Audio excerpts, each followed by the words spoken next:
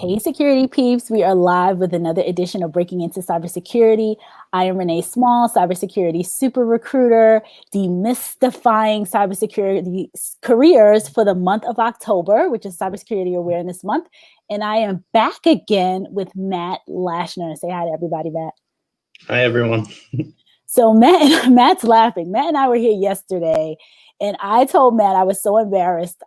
Prior to jumping on, I had been on all these calls, Zoom calls earlier in the day, and took some meds and ended up being so drowsy on the live with him. And when I watched it, I was cringing. So I said, Matt, I cannot let this go out here. Let's do it again. I really want to hear your story again and, stream it again. So Matt was gracious enough to do that with me today. So thank you so much, Matt. So I've gotten 3 hours worth of Matt over the past 1.5 weeks. So I feel pretty important. So Matt, I wanted to start off again today with your story and how amazing you are. So you went from EMT, so emergency medical technician, the people who are in your ambulances helping right now during COVID, like literally the folks who are your EMT, and then eventually transitioned into security. What made you even think about security as a career? Talk to us about that. Let us know like how you got to this point in your career. Yeah, absolutely. So it's kind of a long story, but basically I always wanted to be a special agent from when I was a very young kid. So I wanted to be a special agent in the Federal Bureau of Investigations. And to that end, I became an EMT. I was a police cadet. I wanted to be a firefighter as well, just like my brother. But I wasn't really old enough to do a lot of those things because you kind of need to be 18, 21 to be a first responder in a lot of different roles. So I looked and I decided I wanted to be an emergency medical technician because I wanted that first responding experience. I wanted the medical knowledge. I was really interested in it. And I also wanted to help people. So when I was 17, I took night classes, became an EMT. I did that for about 2 years. Had a lot of fun, had a lot of stress. For a brief period of time, I was doing, I would sometimes do I'd go straight from high school to work, back to high school again, because I did overnight shifts. And wow. That wasn't fun. But I really wanted to be a special agent. So I knew that I needed a college degree, but I didn't really care about what I got. So I just thought the easiest thing to do would be criminal justice. So that's what I applied for, got accepted. I only applied to 5 different colleges, accepted Drexel, and went into their criminal justice major. But before I got there, the entire time building up to it, everybody kept telling me, you don't want to do criminal justice. I talked to police officers, retired special agents, people from NCIS, everywhere. Everyone was like, do not do criminal justice. That's for lawyers. They're gonna pass over you if you do that. Who's gonna pass over you? The FBI. Oh, okay. What types of majors do they like for people to have? I'm curious about that. It's kind of ever changing. They have their website describes what majors they're interested in, but computer security, computing, that type of stuff is always there. But it really depends on what their needs are. So sometimes they do engineering, sometimes they need lawyers, sometimes they need accountants, etc. It really depends on what their need is at the time. Mm-hmm. So I was just told, do something in computers, do something with technology. That's always going to be in demand. Do that. And I thought, well, I don't really have any experience with any of that. I have a lot more experience with engineering, but not, or medicine, but I don't have any real experience with computers. So I did the only thing that I could think of, and I switched my major to computer science, which I didn't want to do. I had no experience with programming. I didn't think that it was going to be a good fit for me. But I was still kind of excited to do like computer stuff, and I was just really nervous about it. But I went to an open house at Drexel before I actually went into the program, and they started talking about all the different majors in the College of Computing and Informatics, which is obviously Drexel's college for computer stuff. So they talked about a lot of different majors. They have a data science major, they have information sciences, they have computer science, and they also have computing and security technology. And excuse me, it's information systems, not information science. That's the PhD that they have. But the computing and security technology major really piqued my interest because it wasn't programming, it was networking and hardware security. And that got me really excited because that's what I wanted to do. I wanted to do the security without the programming because I wasn't really interested in that. So you wanted the hardware, you wanted to get into routers, switches, all that kind of stuff. Exactly. And the interesting thing is that, of course, with any computer major, you have to learn some programming. So that's one of the first things we did. And I got into first, obviously, HTML, CSS, JavaScript, but then we went into PHP, Python, and a few other languages. And I started to get a feel for programming. And now I actually really enjoy it. And I kind of wish that I had done, or probably will do in the future, more with that. But I kind of started just to fall in love with everything security. And the amazing thing about Drexel is that it's a 5-year program, and the middle 3 years, you do 6 months full-time work and then 6 months full-time school. So my second year, I went and did 6 months of full-time work at Vanguard in internal audit on the security and privacy team. And that was amazing. I got to work with people who had been penetration testers, network engineers, network security guys, endpoint security guys, just the whole gambit. And I learned so much there. And that's kind of really where I fell in love with security. That's where most of my classes had been just computing stuff. And I knew I liked the technology. But when I actually started doing the technical stuff and started learning about the security principles and everything, that's when I really fell in love with it. So when you were in Vanguard, this is fascinating. You did 6 months. So your first year, it's 100% school. Mm-hmm. Is that correct? And then your second year, it's 6 months school and 6 months co-op. So on the job training, like a long-term internship in a way. For people who don't fully understand what a co-op is cooperative. So you're doing 9 to 5. So you're full-time student employee, so to speak, intern. Yes. Right? Yep. For 6 months. And so when you were in Vanguard, did you rotate throughout different departments within security? Did you sit with different groups of people? Like when you just described being, seeing these various, or touching on these various different professionals. Was it all together? Was it in different groups within security? Tell me. Yeah, so that's a really good question. One of the amazing things about Vanguard's internal audit on the technical side is that they, instead of training financial auditors to do the technical audits, they bring in technical practitioners and teach them to be auditors. So the security and privacy team for Vanguard's internal audit was just chock full of different security professionals. So we just had people from all walks of that, where we had people who were penetration testers at their previous job. We had people who were network engineers and sysadmins. So I got to learn from each and every one of them. But then the other amazing part about audit is that you're auditing different security programs. Right. So you can very easily, in a 6-month period, go from auditing identity and access management, you have to become an expert in that, to then going to a vulnerability management program. And now not only do you have to become an expert in vulnerability management, but maybe you also have to learn about data and analytics. And start using some of those tools to create some dashboards to have an understanding of the data that's coming in. So that's kind of how I got to touch on all those different things and learn from the skill sets of all the various experienced members of the team.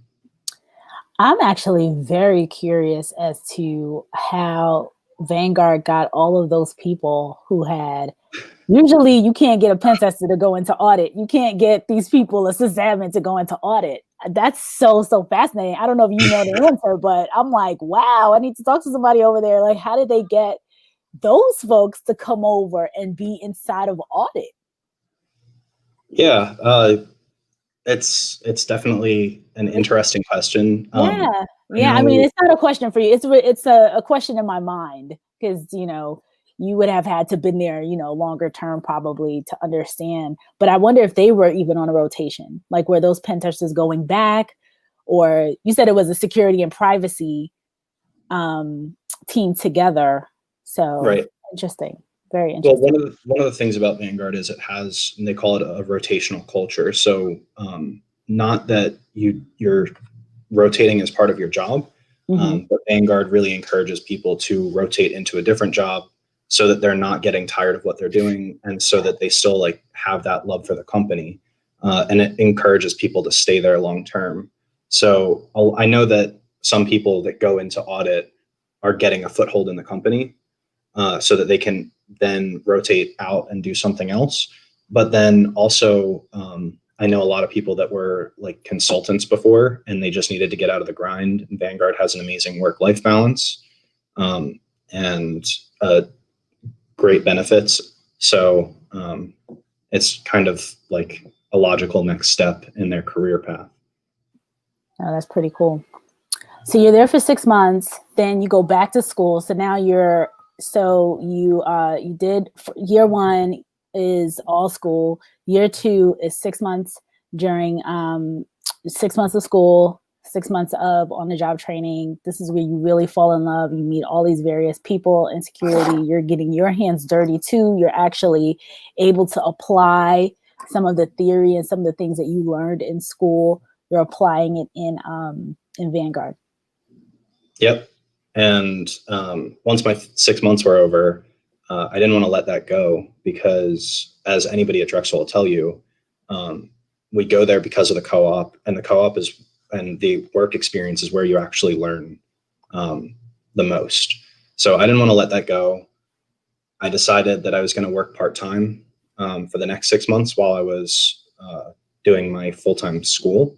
And then I decided that I was actually going to work again full-time there for my next co-op. And I wound up working there for another 1.5 years. So I worked there for 2 years, got all the governance knowledge that I could handle, felt really happy with that, because it's not really something that I actually wanted to do for my regular job. But I felt really happy that I got to go out, learn kind of the blue side of the house, learn the defensive techniques, learn the policy procedures, and all of the defensive toolings, all the controls, et cetera, that I could there. And then I felt a lot more secure going to the red side, knowing that I understood the defensive. And one of the amazing things that I got to do was when I started my second 6-month full-time position at Vanguard, I felt secure enough in my position, and that I had this amazing community of practitioners around me. And again, the work-life balance that was there. I decided that I was going to go after my Oscp, and spent 2 months, 6 to 8 hours a night doing that, and came out with a successful exam, and got my Oscp there, which I never could have done if I was in school, or probably in many other jobs. So that was amazing. And that is what led me into my current job at Security Risk Advisors as a security consultant / penetration tester. That's awesome. And so I want people to be aware that an OSCP is not an entry level cert. An OSCP is very, very difficult to get. And it is commendable for someone like Matt to go out there, not yet finish school, and have about a year or so in the industry and go after an OSCP. Matt, explain to people what an OSCP, what it stands for, what it is, and how long it takes. This is a 24-hour long exam. So talk to the folks about that. Remember, we're demystifying, so we want to keep it, we want to make sure that if somebody sees this, that they know what, what all of this means. So OSCP stands for Offensive Security Certified Professional. Offensive Security is a company that does a lot of training. They have a lot of certifications that are kind of widely renowned for being very difficult. And OSCP is their entry-level certification. So although it is very, very difficult, technically it is considered an entry-level certification. And I think that the people who have passed it can probably speak to that, because once you finish it, you kind of realize, oh, yeah, this stuff was all kind of basic. It's just a really, really, really, really difficult course. So I think it's interesting. There's a really heavy discussion on whether or not it's entry level or not. But what I will say is it's incredibly difficult, and many people don't get it on their first try. Personally, I think it's even more impressive if you don't get it on your first try and you get it on your second or third try, because who in their right mind is going to sit through a 24-hour exam and then write a report in the next 24 hours multiple times? Because it's awful and it's incredibly taxing. And I don't know if I could have done that. So that always amazes me. And I've seen a lot of people, I've helped a lot of people work through it, and it is incredibly emotionally and mentally taxing. And so I always say that the certification is not necessarily indicative of the technical skill, although it is, but it's even more indicative of the personality and of the perseverance that went into actually obtaining that. Because I know red teamers and penetration testers who have not gotten their OSCP, who have failed the attempts. And I know people who are very high up positions, not entry level people, that didn't get it on their first try, didn't get it on their second try. So for anybody who wants to or is currently working through it, like, don't be upset if you don't get it on your first try. Yeah, it's something that you can't really be discouraged about. But that's very, you know what? The point that you made about it being a big discussion to determine if it is entry level or not is a bit interesting. And it made me wonder if, I think about the CPA, for example. And when I was in school many moons ago, we had, in my business school, we had a CPA. It was an accounting CPA major, or CPA accounting. I think that's what they called it. And so you could study for the CPA, get the CPA, but to actually have the CPA at that time, I believe you needed 2 years of work experience.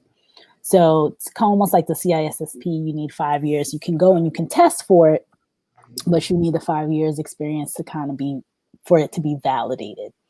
And so it made me think about, and it was definitely a huge accomplishment to pass that CPA exam. It's no joke. Anybody that's had it, that has it, understands how serious of an exam it is. However, you did have to, you fresh out of college and you have this CPA, doesn't mean, it kind of leads me to think about what you just said about the OSCP. Like, it's commendable. Is it truly entry level? Like how it should fit in and how we should view it. It made me think about the CPA in that same kind of way. So, yeah, that's a really interesting point. I think about when I first became an emergency medical technician. When I first got that certification, I had gone through 6 months of night classes. I had done a lot of studying. There are 2 separate exams. There's one that's an actual practical exam, and then there's a multiple choice test. So supposedly that's not just testing your mental knowledge, but also your physical capabilities, supposedly. But at the end of that, you still are the same person. And it's kind of hard. It's kind of hard to explain that. But the way that I explain it is I volunteered at an ambulance company before I was an emergency medical technician while I was going through classes because I wanted to learn from everybody else while I was doing that. You want to experience it. Exactly. Right. And I needed that to be able to actually understand fundamentally what we were learning in the classroom. And the interesting thing is I remember distinctly thinking, the entire time before I became an EMT, I'm just a student right now. I don't have my certification. I can't do any of this. It'll get better once I finish my class. And then I finished my class and I'm still volunteering. And I'm like, well, I haven't tested yet. It's not, and then I tested and I remember going as an emergency medical technician. I can now do all of this stuff, have my shiny certification. I have my card. I have everything. And I remember going back into the ambulance and going like, okay, I still know the same amount that I did. I just passed a test. You're still the same person. Yeah. I'm still at that point, I was still a 17-year-old who's going out on these like horrible accident calls or whatever. And I still have these paramedics and EMTs who have been here for 30 years that know what they're talking about. And I'm not one of them. And it's interesting because even if, however technical the cert is, it's not real world experience. So the OSCP demonstrates real world experience by being a practical environment. It's a lab. You have to break into 5 machines for the exam. So it demonstrates that you can do that. But it's very different when you go into an environment that you don't know anything about for an actual real world scenario. And fundamentally, that doesn't make sense because you're doing the exact same thing for the OSCP. But when you go and take that test and you haven't done any pen tests, like I hadn't, and then you go and do a pen test, yeah, there are a lot of things where I can pick up on it a lot more easily than some of my colleagues that haven't done anything before. But a lot of it is learning from the experience of other people who have been in those environments and understand what to look for. So the real world experience is really, really important. I 100% agree with you. And I think that there's a couple of things that came to mind as you were chatting, as you were talking and explaining that. I think about long-term practitioners who sometimes it is difficult for them to get certain certifications because you've been so accustomed, you're actually doing it and the theory doesn't match up. So I remember going to take an exam in HR1, like, that's not what we do, like what's really happening. And then the answer is something different. So that becomes, a bit of a challenge. So I could see how, a lot of longer term practitioners, you're not in the mode of when you know too much, you're almost fighting the test. Like, this isn't the right answer. This is the theoretical answer. So I could see how that, could definitely happen for sure.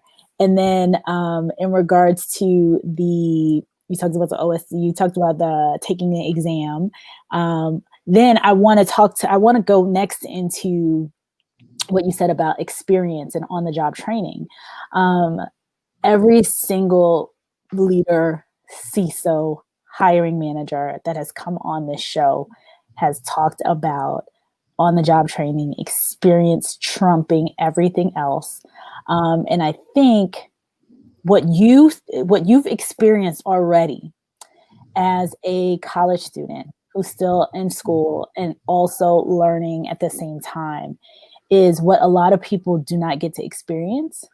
And I think it's just invaluable that you're able to really juxtapose the two. So you're in the middle of it. You're going to school for 6 months. You're going to work for 6 months. You're going to school for 6 months. You're going to work for 6 months versus someone that's just going to school the whole time, may get an internship in the summer, and internships are just as great. So if you have an internship every year, then you're good. Although 6 months continuous with another part-time, so you're pretty much like year-round working, that's a year experience. When you come out, your resume is going to say master's, bachelor's, 4 years or 3 years or how many ever years of experience. That is what every single place looks for. And I don't know why other universities are not copying and pasting what Drexel's been doing. It's unbelievable to me. And I mean, the co-op is why everybody goes to Drexel. That's the reason. That's why I went to Drexel, and Drexel's been doing it for 100 years. I know there are a couple other colleges that do similar things, but Drexel's baked in the co-op to all of their majors. You have to do at least one, but the regular program is 3. So yeah, I mean, and then one of the things that I really like about the co-op is that it allows you to experiment with things that you don't want to necessarily do. And that's exactly what happened for me, where I knew that I didn't want to do governance. I knew that I didn't want to do internal audit. I wanted to do penetration testing, although I didn't really know what that was at the time. But I saw internal audit, and I didn't expect to take it. I kind of got talked into it by the interviewer because he was amazing. And he told me that they got to touch on all these different things and how the team was actually practitioners. And I thought, well, this seems like an amazing company, and I'll get to touch on a lot of different things. And that's what I want. I want to see the different sides of security. And I was able to do that. And then at the end of it, I was able to walk away from it. And I could have walked away at the first 6 months because I'm only scheduled for 6 months, and then I go back to class. So when else can you ever get that experience to just say, I'm going to do this for 6 months, and then it's not going to look bad because this is my co-op. Like I could go to 3 different places that I don't want to work at, get 6 months of experience, leave, and then have my resume not look bad because of it. Yeah. No, it's fantastic. I don't understand why more universities are not doing exactly this. It makes absolutely no sense to me that others don't do it. I mean, last week I was on a call. We were on the CISO. I had Naomi Buckwalter and James Azar. They're both CISOs. And we were talking about what CISOs look for in talent and the experience and, being able to try out different things. And exactly, what you pointed out. Well, one, it doesn't look as bad nowadays that people have, moved around in different job opportunities, especially when you're earlier in your career. Like we want people, we want you to touch different things and experiment and things like that. And a lot of times people have contracts. So 6 months here, 6 months there. But for this to be baked in and for this to be a part of the curriculum, like you have to do it to graduate. Whereas in a lot of schools, you can get an internship, but it's not a necessity. It's just so invaluable because someone like you and someone like that you were telling me the prior students before you, almost everybody gets an opportunity. Like if Vanguard has an open position and you want to come back, and of course they're going to, of course they're going to hire you first. Of course they're going to, go back to the people who they already know. And so it just makes perfect sense for this. And that on the job training is so key. That experience is so key. You want to be able to kind of jump in and do these things. Another point that we made that we talked about was, I said this, we were talking about interviewing just as a whole, and that interviewing is so outdated. Right? So somebody asks you some questions, you answer, and it's about, again, who's better at answering the questions, who's better at taking the test. And my comment was, people are not professional interviewers. And if they are, that's a question mark, especially more later on in their careers, So someone like you, Matt, you're jumping into new jobs. You're, earlier in your career, you're younger. That's different. Somebody that's just like, they say the right answer at every interview and they've kind of been around, and then you see like these sketchy, the hops and jumps on the resume. Then you're like, wow, this person really is an interviewer. Like they're not doing, because a lot of people don't interview well, but they know they've been doing these things inside and out.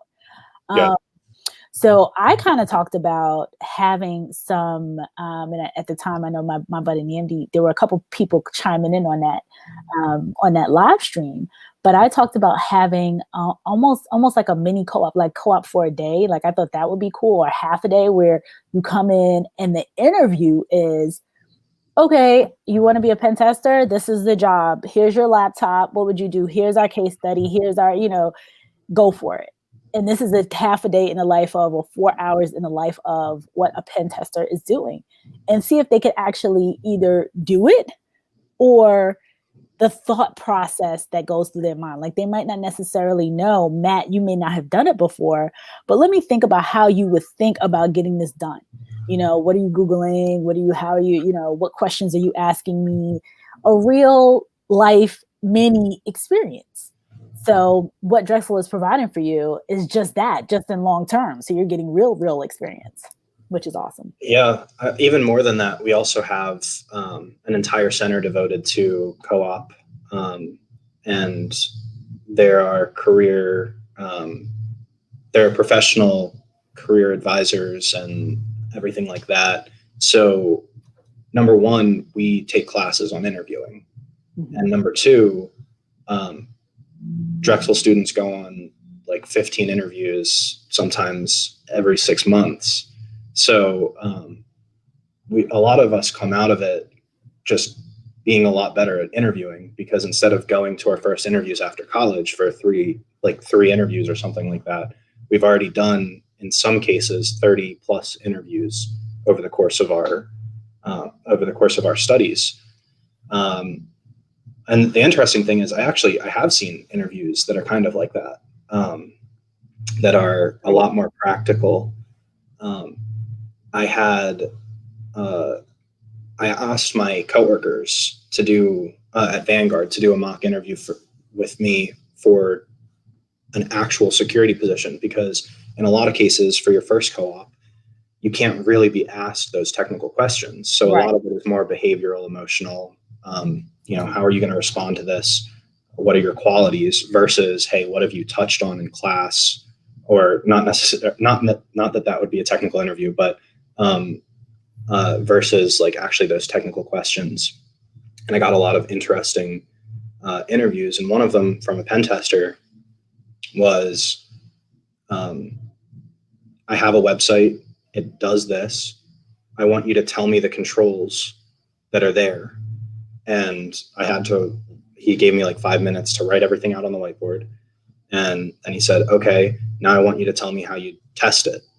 And I had to go through and say like, okay, well, I test for this. And he rolled a die to tell me if that attack was successful or it wasn't. And I had to go through and say like, okay, well, if that didn't work, then I have to go over here and try this. And if that didn't work, or like maybe it partially worked and I have to figure out how to, pigeonhole this into something else, or, so that was really interesting. And I thought that interview was probably the most unique and best interview from my perspective that there could have been, because you can really see not only the technical knowledge, but also the mindset. And from your perspective, I think that's fantastic as well. From a leader's perspective, you're seeing how this person is thinking on their feet. Like, what's the thought process? It doesn't necessarily have to be correct. It's just, what is the thought process, right? And then from an interviewer's perspective, you're starting to get a feel for what it's like to do the job. And that's kind of what we talked about the other day. We're like, sometimes you get all these questions and then it doesn't have anything to do with the job. It doesn't have anything to do with the work. So at least in this case, you're understanding you're understanding from an interviewer's perspective, like, oh, wow, this is either, oh, no, I hate this, I don't want to do something like this, or, oh, wow, this is exciting, I want to do more of this. Yeah. So That is so awesome, Matt. So I want to, we're at the 34-minute mark, and you have been wonderful about, sharing your expertise, sharing your experiences, talking about Drexel and what an amazing program Drexel has. I cannot wait. Hopefully I get an opportunity to talk to some of the professors over there, because I'm fascinated by this. I think every university should be doing this. I don't understand why others are not, and Drexel has it perfected because they've been doing it for 100 years. So Matt, thank you again for being gracious, be such a wise soul at the old age of 20 something, however old you are. And, sharing your expertise with all of these folks, because I can imagine that some either high school students that watch this, some parents, or even people currently in college will look to, potentially reach out to hear your experiences and learn more. Absolutely. Thank you so much for having me. Thank you. And having me again. Second time's a charm. All right, folks, breaking into cybersecurity. Actually, we got a double header today because Matt had to come back. And then in a couple hours, we'll get to meet with Jessica Tubbs. So talk to you soon, everybody. Bye.